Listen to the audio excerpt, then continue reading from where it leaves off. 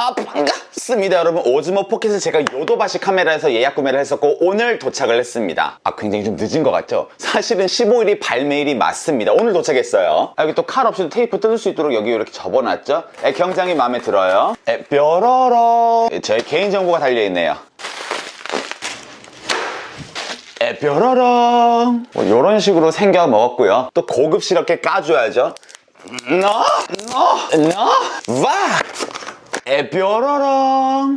일단 플라스틱 본연의 냄새를 굉장히 살려서 잘 넣었습니다. 이거 칭찬드려요. 저도 영상으로만 봤었는데 이게 이제 케이스고 이게 필요한 부속품들을 다 여기다 이렇게 집어넣었네요. 스트랩 하나 있고 USB A to C 단자, 그리고 라이트닝하고 USB-C 단자라고 할까요? 기기랑 폰이랑 연결되는 애. 그리고 중요한 건 이제 야지, 야여, 굴레를 벗어 던지고 이 싹도 스티커를 제거를 하고, 역시 소문대로 굉장히 조그맣습니다. 이거 충전하고 조금만 써보고 올게요. 여러분, 제가 지금 한 10분 정도 사용을 해봤는데 생각보다는 조금 불편합니다. 일단 켜고 끌 때 딜레이가 좀 거슬립니다. 이렇게 돼야 이게 켜지는 거예요. 그리고 나서 꺼질 때도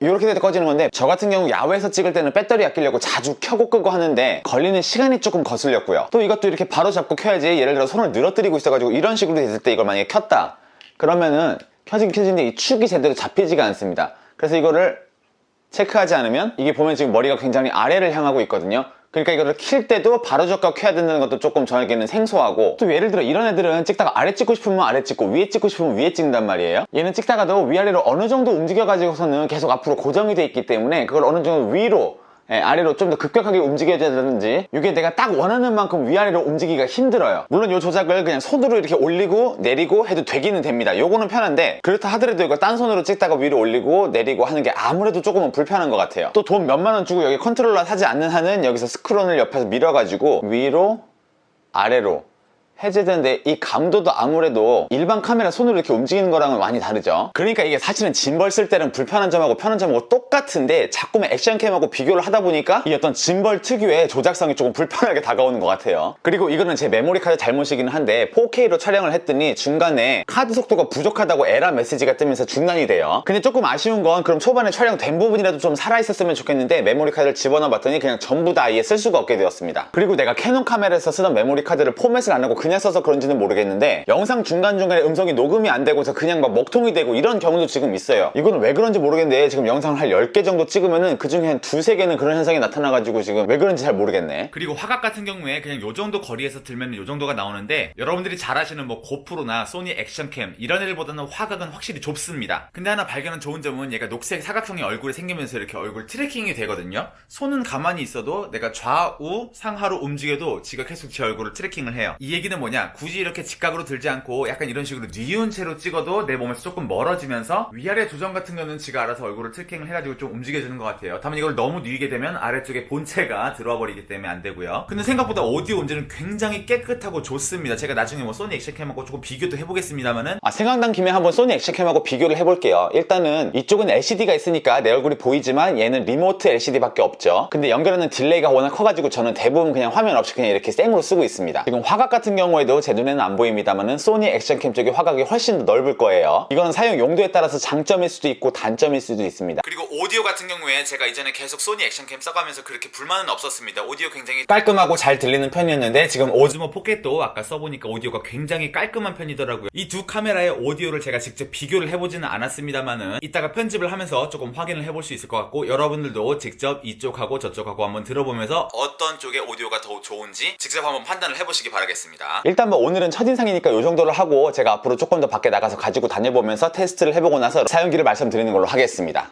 기대해요. 그럼 오늘도 영상 봐주셔서 감사하고 저는 다음 비디오 때 뵙도록 하겠습니다, 여러분. 안녕히 가세요.